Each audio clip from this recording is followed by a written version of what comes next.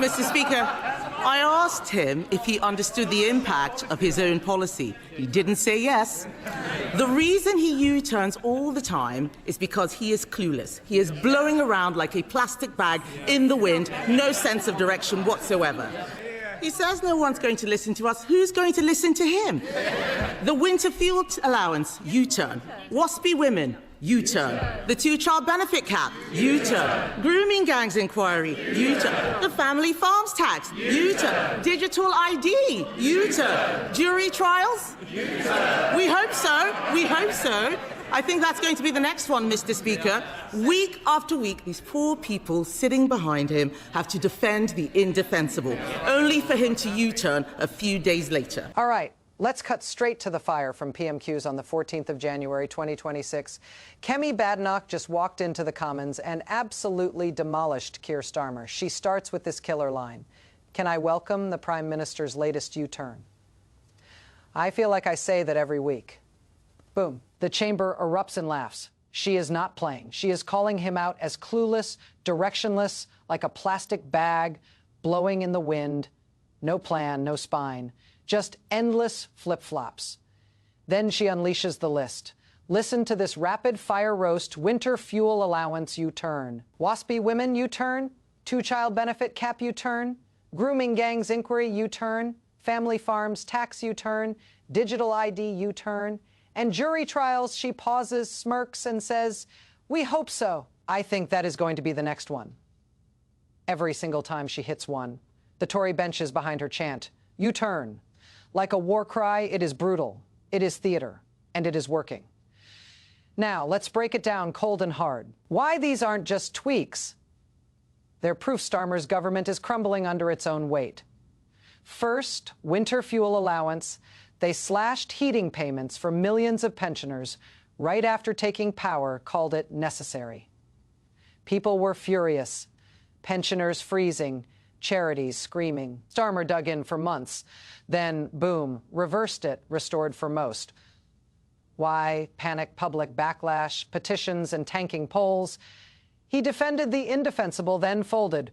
WASPI women, those 1950s-born ladies robbed by pension age hikes. Starmer promised action in opposition in government.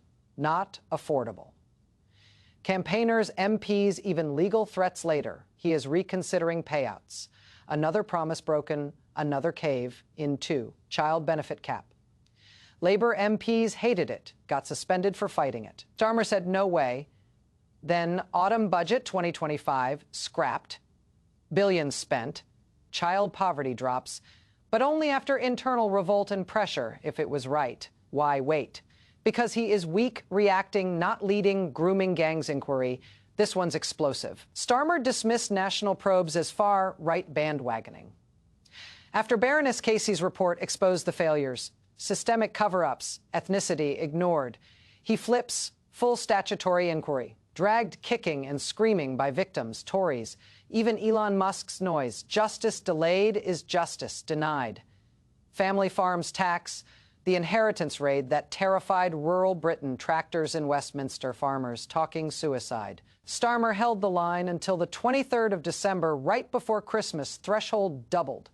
Too late, trust shattered in the countryside, digital ID, the latest humiliation, September 2025. Starmer boasts mandatory brick card to stop illegal work. You won't work without it. Public freaks out over privacy costs. Polls crash the 13th of January, scrapped as mandatory, now optional. Another flagship policy bites the dust in months. And jury trials. Labour wants to limit them to clear backlogs. Lawyers, MPs, even their own rebels are screaming erosion of rights. Badenoch predicts the next U-turn. Watch this space. She is probably right. The bottom line, week after week, Starmer's backbenchers defend these disasters only for him to U-turn days later. They look stupid. He looks lost. Badenoch nailed it. Poor people behind him hanging out to dry. This isn't governing. This is chaos. Starmer promised stability, change, an end to Tory mess. Instead, he is delivering U-turn after U-turn, 13 or more in 18 months. Approval in the gutter. Reform rising. Tories smelling blood. Is this the beginning of the end for Starmer? Badenoch's making it look that way, and the country is watching furious. What do you think, which U-turn hurts the most? Drop it in the comments if this fired you up. Smash like, subscribe, share this everywhere. We need to keep holding them accountable. Until next time, stay sharp.